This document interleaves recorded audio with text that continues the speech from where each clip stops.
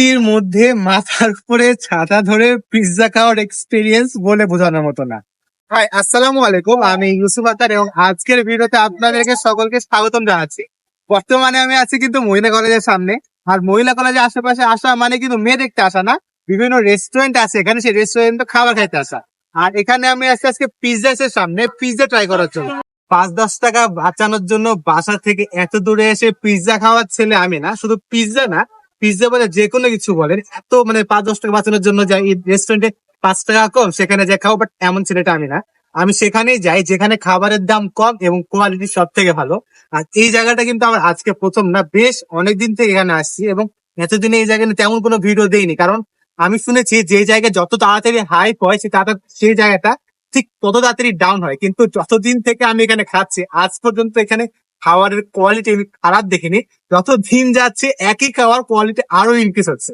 তো আমি এখানে আসছিলাম, তো আমার একটা বাজে অভিজ্ঞতা শেয়ার করি। কিছুদিন আগে একটা পিৎজা অর্ডার করেছিলাম, বারবিকিউ পিৎজা। সরি, এখানে নাগা পিৎজা হবে, ভুল করে বারবিকিউ বলে ফেলেছি।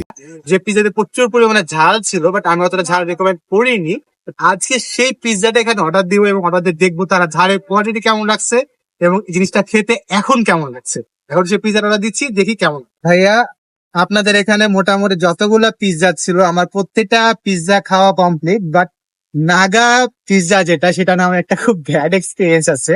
এটা ঝাল খুবই বেশি, এটা একদম লো পরিমাণে। তো আজকে আমি এই পিৎজাটাই অর্ডার দিব, বাট একটুকু মেনশন করে দিতে চাই যে এটা ঝাল খুবই সামান্য রাখবেন। এটা হচ্ছে 3টে লেয়ার হবে, মিডিয়াম, হাই, লো। এখন আমি কোনটা নিব? আচ্ছা, আমি মিডিয়াম না, আমি একদম সব থেকে যেটা লো, মানে একদম ঝাল খুবই সামান্য, সেভাবে অর্ডার দিই, সেভাবে প্রস্তুতি করে সেটা খাবো। আজকে দেখবো সেটা খেতে পারি কিনা। লো আচ্ছা, কয়েন্সি। আর লো ভাইয়া 12 ইঞ্চ। তো পিৎজা নিয়ে আপনাদের সাথে আজকে আমি যে সকল জিনিস শেয়ার করব, তাহলে এর খাবার কোয়ালিটি আদৌ কি আগের মতো আছে কিনা, এই রেস্টুরেন্টের আউটলুক কেমন, কোথায় পিৎজা বানানো হয় এবং ঠিক কতক্ষণ লাগে তাদের পিৎজা ডেলিভারি করতে। আমি পিৎজা অর্ডার দিয়েছি ঠিক 6:55-তে। এখন দেখবো কতক্ষণ সময় লাগে এখানে পিৎজা আসতে। পিৎজা বানানো দেখার জন্য যখন নিচে নামি তখন দেখি কেবল চুলায় আগুন ধরানো হচ্ছে। যেহেতু বৃষ্টির মৌসুম, আজকে মানুষ তুলনামূলকভাবে একটু কম আর আকাশে ঝিরিঝিরি বৃষ্টি হচ্ছিল, তাই হয়তোবা তারা আজকে কাজ একটু ডিলে করে শুরু করেছে। পিৎজা খাওয়ার জন্য কিন্তু আপনারা বিভিন্ন জায়গায় বসতে পারেন, রাস্তার উপরে বসতে পারেন, ইভেন তারা আপনারা ভিতরেও বসতে পারেন। ভিতরে ছোট্ট একটা জায়গা আছে এবং এর পাশাপাশি কিন্তু তাদের রুফটপ চালু হয়েছে, যেখানে আপনারা বসে আরামসে পিৎজা খেতে পারেন আমার মতো বৃষ্টিতে এনজয় করতে করতে। কথা বলতে বলতে কিন্তু আমাদের পিৎজা চলে এসেছে, এখন খেয়ে দেখার পালা খেতে কেমন। বৃষ্টির মধ্যে মাথার উপরে ছাতা ধরে পিৎজা খাওয়ার এক্সপিরিয়েন্স বলে বোঝানোর মতো না। তো যাই হোক, আমি বলেছিলাম কতক্ষণের মধ্যে তারা পিৎজা দিতে পারে। তো আমি ঘটে দেখছি এখন কিন্তু 7:05 বাজে, মানে তারা প্রায় 5, 10, 15 মিনিটের মধ্যে কিন্তু আমাকে পিৎজা ডেলিভারি করছে। তো এখন যা মোমেন্ট পিৎজা খেয়ে দেখার, আসলে তাদের পিৎজার কোয়ালিটিটা কেমন। আর এই যে নাগা পিৎজা যেটা, এটা এখন কতটা পরিমাণে ঝাল, আমি কিন্তু বলেছি খুবই সামান্য ঝাল দিতে।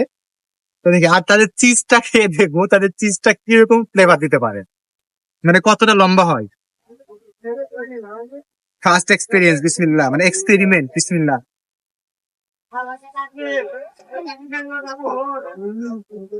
চিজ উঠেনি কিন্তু আমি উপরে ভরপুর চিজ দেখতে পাচ্ছি। খাবো, দেখবো, বিসমিল্লাহ। আর আমার জীবনের সব থেকে বড় শত্রু কি জানেন, সেটা হলো ঝাল। আপনারা যদি কখনো নাগা পিৎজা অর্ডার করেন তাহলে আপনাদের একটা জিনিসই রেকমেন্ড করবো, যে আপনারা যেটা ফুল ঝাল মানে থার্ড লেয়ার যেটা, সেটা কখনো অর্ডার করবেন না, কারণ খাওয়া আপনাদের জন্য অনেক কষ্ট হয়ে যাবে। আর যদি কোনোভাবে খেতে পারেন তাহলে সকালে অনেক কষ্ট পাবেন। আজকে খাওয়া যাচ্ছে, আই গেস আমি হাতে পারবো পিৎজা। স্বাদটাও অস্থির, ঝালটাও অস্থির, আর চিজ আমি দেখতে পাচ্ছি থালের পরে অনেক অনেক ভরপুর। দেখায় দিদি কাছ থেকে অনেক পরিমাণে চিজ আছে। আজকের মতো ভিডিও আমি এখানেই রাখছি, আবার দেখা হবে নতুন কোনো ভিডিওতে। ভালো থাকবেন, আল্লাহ হাফেজ।